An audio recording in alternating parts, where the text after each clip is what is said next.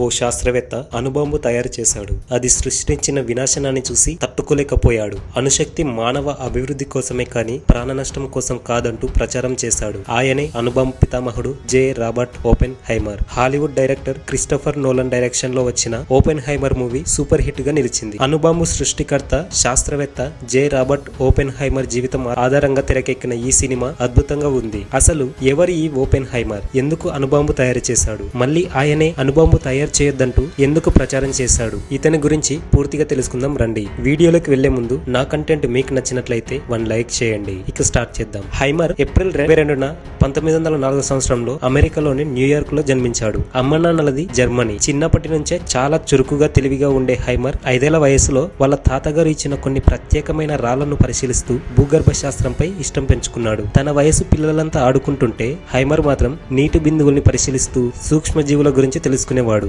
Greek, French, Spanish, Italian ఇలా అనేక భాషలను నేర్చుకున్నాడు. భూగర్భ శాస్త్రం మీద ఆసక్తితో అమెరికాలోని భూగర్భ శాస్త్రవేత్తలకు హైమర్ లేఖలు రాసేవాడు. తన రాతని చూసి వారు అతను బాలుడిగా గుర్తించి లెక్క చేయరేమోనని ఉత్తరాల్ని టైప్ చేసి పంపేవాడు. శాస్త్రవేత్తలు హైమర్ బాలుడని తెలియక న్యూయార్క్ మినరాలజికల్ క్లబ్ సభ్యునిగా చేసి అక్కడ ఉపన్యాసం ఇవ్వడానికి ఆహ్వానించారు. అప్పటికి హైమర్ వయసు 11 ఏళ్లు మాత్రమే. అతడిని చూసిన శాస్త్రవేత్తలు ముందు ఆశ్చర్యపోయారు. కానీ తర్వాత తన ఉపన్యాస ప్రతిభకు వారు ఆశ్చర్యపోయారు. హార్వర్డ్ లో రసాయన శాస్త్రం చదివిన హైమర్ ఆ తర్వాత కొన్నాళ్లకు తిరిగి భూగర్భ శాస్త్రంపై దృష్టి పెట్టాడు. తర్వాత ఇంగ్లాండ్ వెళ్లి కేంబ్రిడ్జ్ లో ప్రఖ్యాత భౌతిక శాస్త్రవేత్తలు రూథర్ఫర్డ్, నీల్స్ బోర్ల పర్యవేక్షణలో పరిశోధనలు జరిపాడు. కొన్నాళ్లకు అమెరికా తిరిగి వచ్చి కాలిఫోర్నియా యూనివర్సిటీ ఆఫ్ టెక్నాలజీలో ప్రొఫెసర్ గా చేరాడు. అప్పుడే యూరోప్ లో రెండో ప్రపంచ యుద్ధం మొదలైంది. జర్మన్ నియంత హిట్లర్ అణుబాంబును తయారు చేస్తాడేమోనని అమెరికా అనుమానించింది. ఆయన కన్నా ముందే అమెరికా దాన్ని ఒక హెచ్చరికగా రూపొందించాలనుకుంది.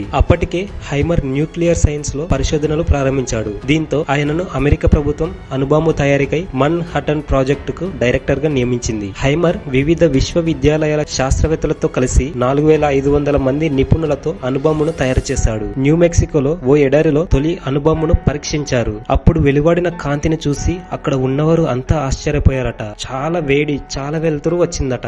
తను తయారు చేసిన అణుబాంబును జపాన్ లోని హిరోషిమా, నాగసాకిలపై అమెరికా ప్రయోగించినప్పుడు జరిగిన ప్రాణ నష్టానికి హైమర్ ఎంతగానో చలించిపోయాడట. అప్పటి అమెరికా ప్రెసిడెంట్ ఆయనకు ప్రెసిడెన్షియల్ మెడల్ ఆఫ్ మెరిట్ ప్రదానం చేసిన సమయంలో నా చేతులు రక్తసిక్తమయ్యాయి, ఇకపై అణ్వస్త్రాలని తయారు చేయడానికి నేను వ్యతిరేకిని అని అందరి ముందు హైమర్ చెప్పాడు. ఆ తర్వాత అణ్వస్త్రాల నిషేధంపై ఆయన గలమెత్తారు. హిరోషిమా, నాగసాకిలపై జరిగిన పేలుడు తర్వాత ఓపెన్ హైమర్ చాలా డిస్టర్బ్ అయ్యాడట. చాలా నరకం చూశాడట. నా వల్ల అంతమంది ప్రజలు ప్రాణాలు కోల్పోయాడని ఎవ్రీ సెకండ్, ఎవ్రీ మినిట్ ఏడుస్తూ ఉన్నాడట. సో ఇది ఫ్రెండ్స్ ఈ వీడియో మీకు నచ్చినట్లయితే ఒక లైక్ చేయండి. అలాగే ఇలాంటి ఇంట్రెస్టింగ్ వీడియోస్ డైలీ మీ ముందుకు తీసుకువస్తాను కాబట్టి సబ్స్క్రైబ్ చేసుకోండి. Thank you.